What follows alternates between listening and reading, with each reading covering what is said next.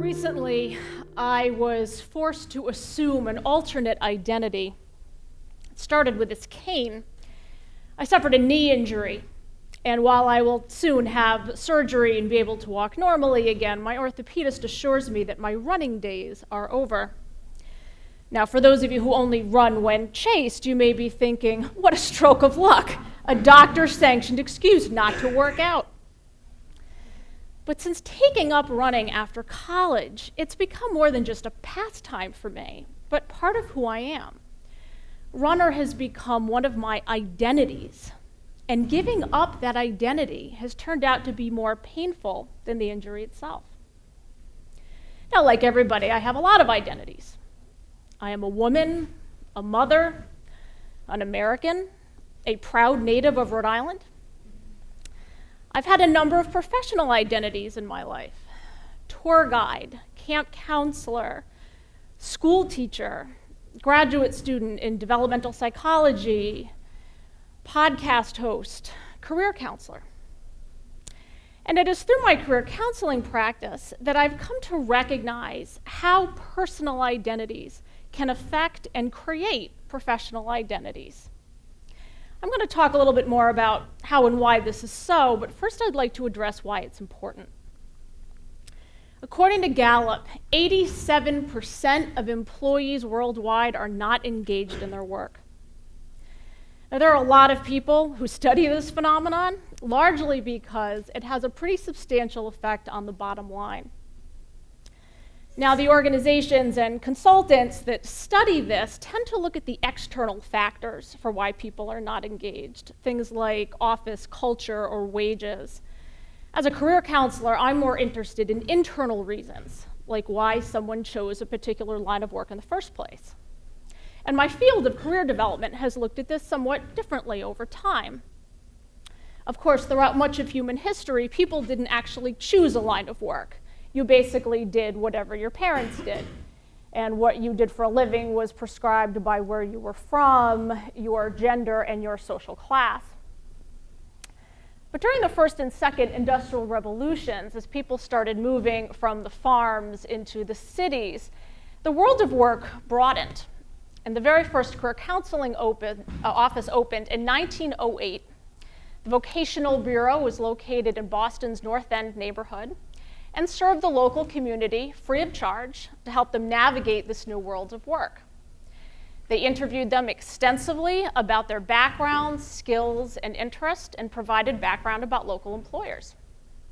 Now, obviously, this wasn't a particularly widespread phenomenon, but the military started to take an interest in their work.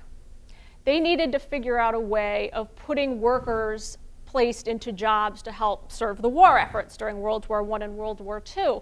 And by the Second World War, they had a lot of psychologists that they had hired to develop tests specifically for this purpose.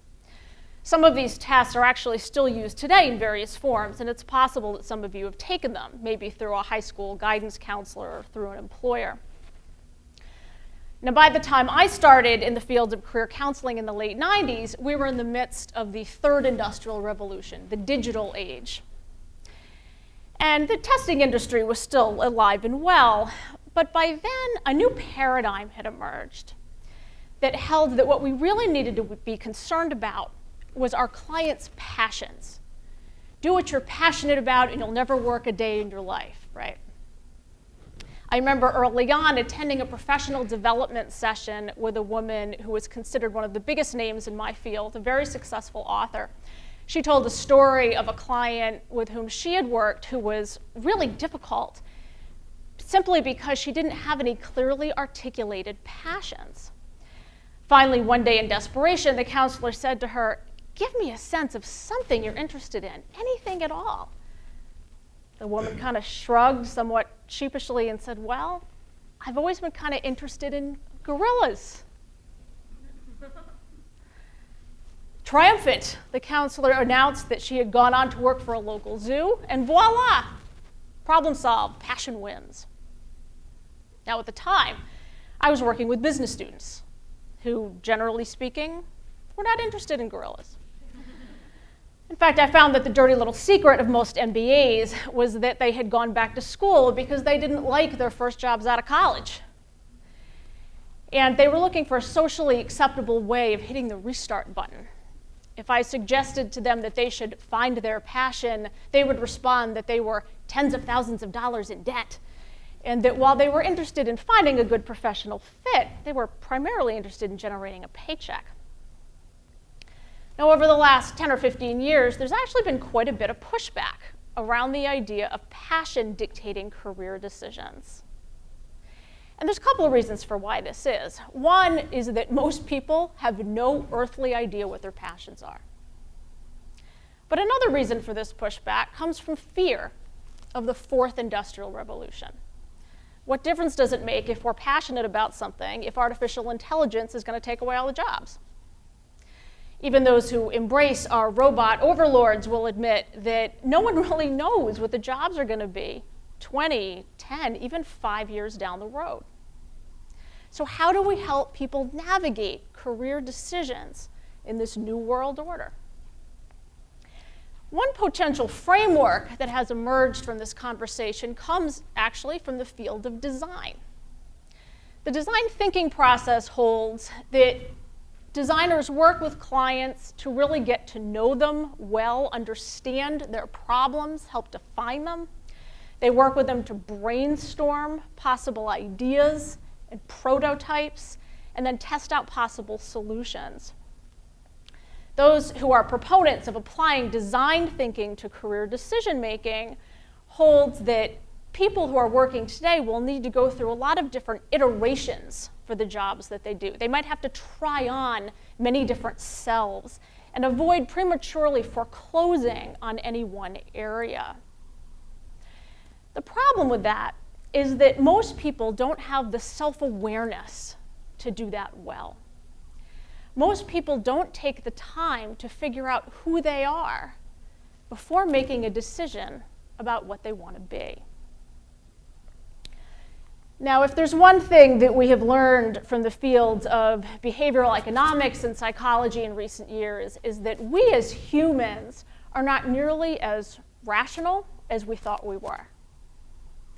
For example, we are predisposed to make bad financial decisions, like spending too much money today and not saving enough for our future selves to enjoy retirement. I suggest that we are just as irrational about making career decisions. Let me give you an example. A number of years ago, I was working with a law student. She came into my office very upset. She had just received her grades for the year and realized that she had done so poorly that she was going to be locked out of the jobs that would pay her the kind of salary that was going to be necessary to pay back her considerable law school loans. As she sat there sobbing in my office, she admitted that she simply did not like the study of law. So I said to her, well, what made you decide to go to law school? Because I didn't want to go to medical school. Ladies and gentlemen of the jury, I submit to you that most people do not make career decisions rationally, but rather based on deeply held, often unconscious biases that they receive from their social surround. They're highly influenced by their parents, their peers, their local communities. And they internalize a lot of these biases that they see around them, and they tend to then follow others into things that they have done as well.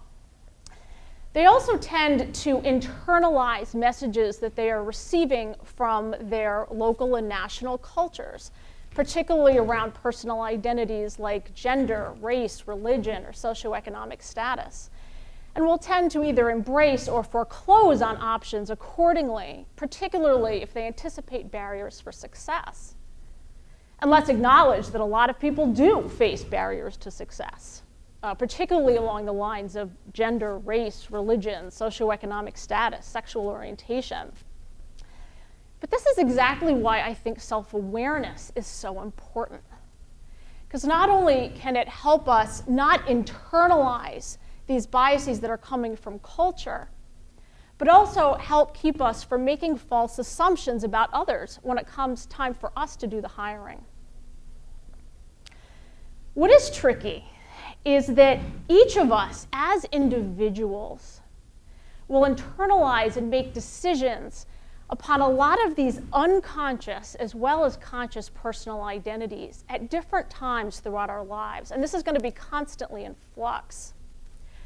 For those of you who are more quantitatively oriented, allow me to present this as an equation, with career identity being the sum of every possible identity you could have, all influencing you in different ways in different periods of time, a lot of it unconscious.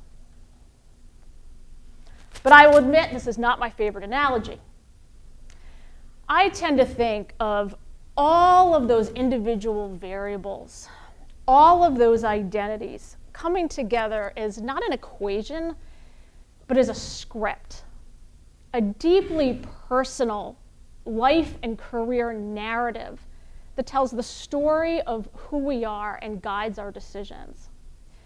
This is why in the fourth industrial revolution, we cannot program computers to make career decisions for us. A script is deeply personal, but we also must learn not to just follow it to the letter. We must learn to understand it and question it. Your script is iterative. And like any writing process, it's likely to be messy. I urge you to embrace that messiness. Own your story, and don't let others write it for you. And know that this process has always been messy. If one of my identities is former runner, another of my identities is liberal arts college graduate, and as such, I cannot end a presentation without including a quote from a dead white guy. So I offer you this from Cicero, to underscore that throughout time, this is the most difficult problem in the world. Thank you very much.